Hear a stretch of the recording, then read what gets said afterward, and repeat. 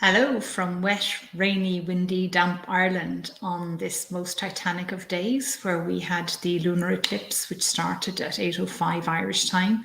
We can't see it here in Ireland.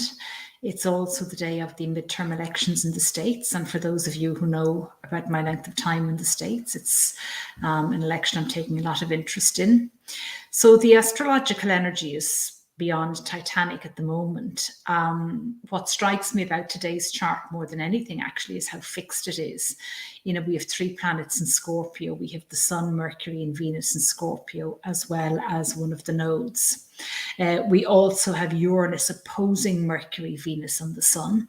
And then Uranus and the Moon and the other node then are all actually in Taurus. So that's where all the fixed energy of the chart is coming from. So it's a highly fixed chart, but also a highly volatile chart.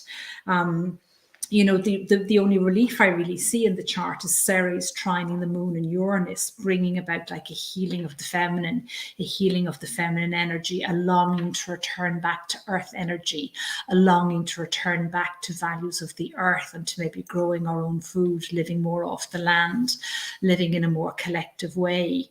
That's certainly what I saw a lot of when I was in Portugal for the 2 weeks, not so much the living off the land, but living in a collective way. I tapped into a huge holistic community within 2 days of getting off the plane.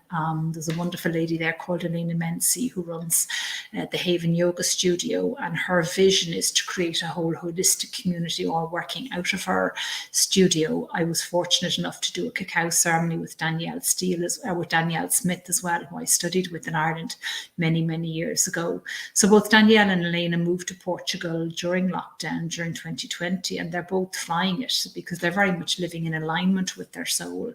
That's certainly something what happened to me when I went to Portugal as well. My relocated son moved into the first house. My Venus became angular. So everything played out, not just exactly as I expected, but even more than I expected, because never more than in the last 3 years is this week a time to really, really, really step up, not just in your full power, but to step up, because we still have, you know, the last of the Jupiter-Neptune conjunction in Pisces going on at the moment, which is really letting go of everything to the past, everything to do with the past.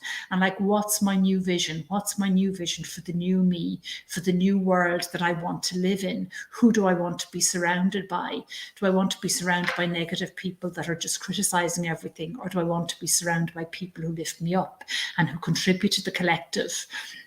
And that was the outstanding theme of my 2 weeks in Portugal, that everybody just supported everybody else and everybody worked with everybody else and everybody gave referrals to everybody else, because that's not terribly common in the holistic community. Sometimes people want to keep their clients for themselves, or they're afraid somebody will poach their clients. And certainly there wasn't sight nor sound of that anywhere in Portugal.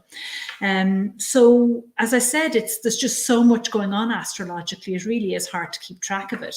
You know, we also have Mars retrograde in Gemini, and that's certainly playing havoc with communication and technology. The cottage that I'm staying in at the moment, before I go back to the UK, for example, the Wi-Fi wasn't working.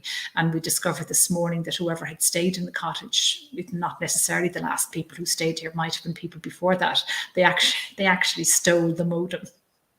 So it doesn't get more Mars retrograde in Gemini than that, because Gemini is all about technology and communication, and Gemini, you know, rules the 3rd house.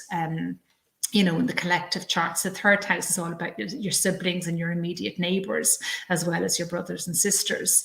And, you know, I saw another example of Mars in Gemini, and also my transiting Mars is on my natal moon at the moment. So I'm getting an extra hit of Mars transit going on.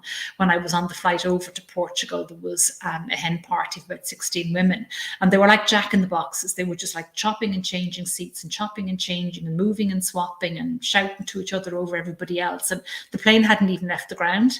That's another example of, you know, Mars on your natal moon, but also to a certain extent Mars in Gemini as well.